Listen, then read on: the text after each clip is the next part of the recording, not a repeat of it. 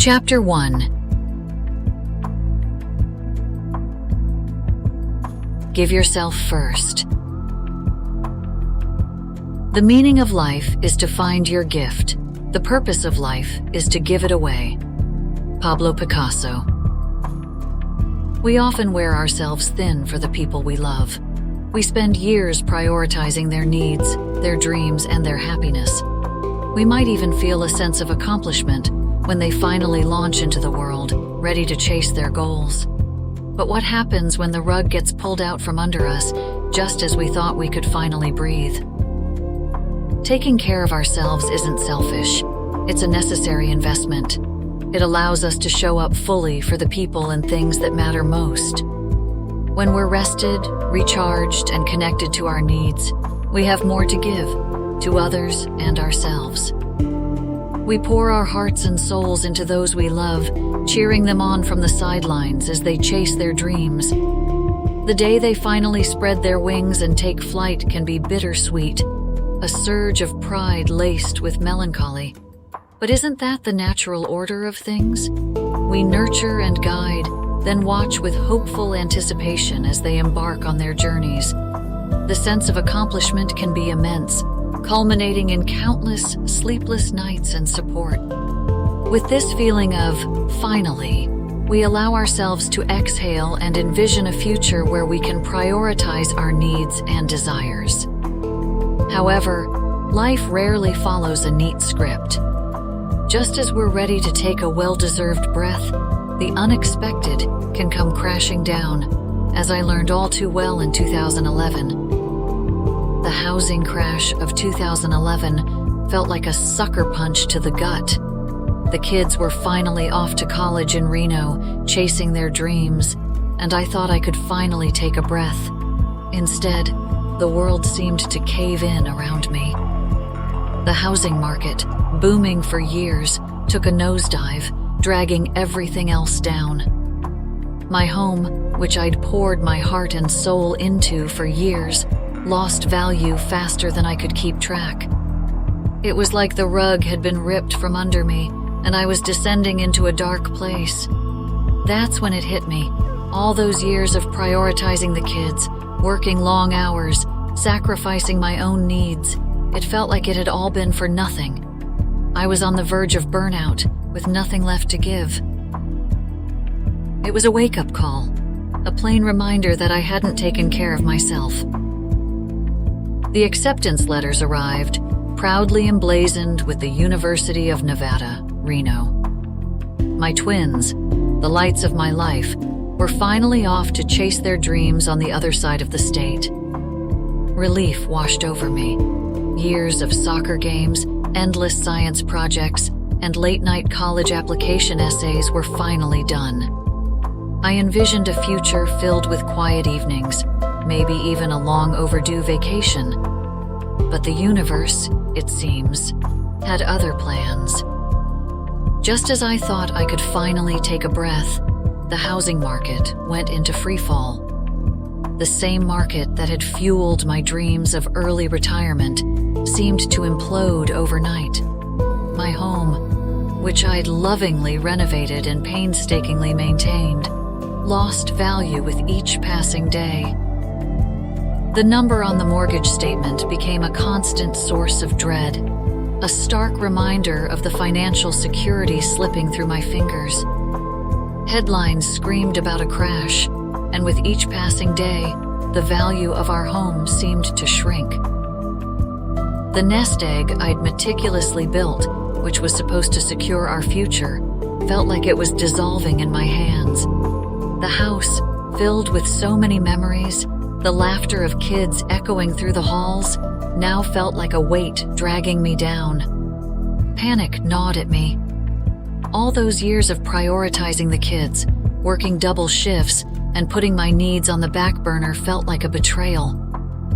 Had I sacrificed everything for a dream now slipping through my fingers? Burnout, a word I'd only associated with overworked executives, suddenly felt like an unwelcome guest settling in my gut. I was emotionally and financially depleted, a shell of the person I used to be. The financial freefall triggered a maelstrom of emotions. But somewhere beneath the despair, a flicker of defiance sparked. This wasn't the end. It was a time to dig deep, to summon the resilience that had undoubtedly been there all along. It was a time to revisit my roots, to reconnect with the strength that had seen me through the chaos of a bustling Saigon childhood. Saigon, 1956. Even back then, the city hummed with life, a vibrant mix of honking cyclos and the aroma of sizzling street food. I was born there, the eldest of a bustling 10-child brood. Being the firstborn in such a big family meant my days were filled with little feet pattering and the constant murmur of life under one roof. It was chaotic, sure, but also a warmth that seeped into every corner of our days. My memories of childhood are filled with echoes of an empty house. My parents, both ambitious and driven, were consumed by their careers. Dad, a handsome man with a military past, traded his uniform for the bustling life of running a popular club for Air Force officers, the Queen Pam. On the other hand, Mom poured her heart into her students, a dedicated kindergarten teacher who saw her job as more than just a profession. Their dedication came at a cost, their absence. I, the eldest, became an additional parent to my younger siblings. I'd take charge while Mom was away at school, ensuring everyone was fed, clothed, and entertained. Despite the physical distance, Mom remained my closest confidant. We'd talk for hours whenever she was free, a connection that continued to blossom as I grew up and started my own family. Sure, we weren't rich, but neither were we poor. Mom and Dad always ensured we had everything we needed, sometimes even the things we just wanted. They may not have always been physically present, but their love and effort in providing for us resonated throughout my childhood. All of this was challenging. It took a toll to juggle schoolwork, caring for my siblings, and barely seeing my parents. There were days when the weight of responsibility felt like it would crush me. I missed having them around, the casual conversations, and the feeling of having a family dinner with everyone. But even in their absence, their dedication was evident. They worked tirelessly to give us a good life where we wouldn't have to worry about what they might have lacked as children. Their tireless work ethic spoke volumes. They were building a better life for us, a life free from the limitations they might have faced as children. This realization and a deep respect for their sacrifice fueled my quiet determination. I wouldn't let their efforts go to waste. But as I navigated the complexities of childhood, a yearning for something more began to take root. In Vietnam during that time, most girls dreamt of marrying well. It was the expected path, a secure future built on someone else's success. But that future never resonated with me. My heart yearned for something more, something I couldn't quite define. Maybe it was the stories my mother, a teacher herself, would fill our evenings with. Tales of distant lands and boundless opportunities. She noticed my interest and my need for something more. She did not clip my wings as some others did. She fanned them instead. With a calm power in her voice, she would encourage them to dream big and to chase those dreams with everything you've got. Her advice turned into my motto. My passion became America, with its enormous libraries and prestigious colleges. It was a far-off place, a glittering mirage in the distance. Still, it also represented what I yearned for: knowledge, opportunity, and a future based only on my abilities. I fed my dream daily with small acts like staying up late studying, reading any book I could find, and practicing my English with anybody who would listen. There was never any thought of giving up. I held on to the strength of persistence my mother had instilled in me like it was my lifeline. My mission was to reach America, and I would not stop until I was there, prepared to take over my portion of the globe. The journey to America wasn't easy, but with each hurdle I cleared, a new sense of purpose bloomed within me. Witnessing the limitations placed on girls back home, the societal pressures that squashed their dreams fueled a fire in my gut. Education, I realized, was the key that could unlock a world of possibilities, not just for myself, but for countless others. This burgeoning passion for education, intertwined with a powerful Chinese proverb I'd heard from a young age. Give a man a fish, and you feed him for a day. Teach a man to fish, and you feed him for a lifetime. The simplicity of those words resonated deeply. Handing out answers wasn't enough. The true power lies in empowering individuals and equipping them with the tools to navigate the world and carve their destinies. This philosophy, coupled with my childhood experiences, solidified my path. I wouldn't just chase my American dream. I would dedicate myself to fostering a love of learning in others, especially children, and illuminate the path for them to reach their full potential.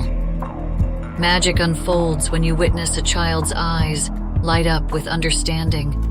That spark of curiosity, that moment when a new concept clicks into place, that's where I find my most profound joy. Perhaps it's a reflection of my yearning for knowledge as a child, or maybe the sheer potential I see brimming in every young mind.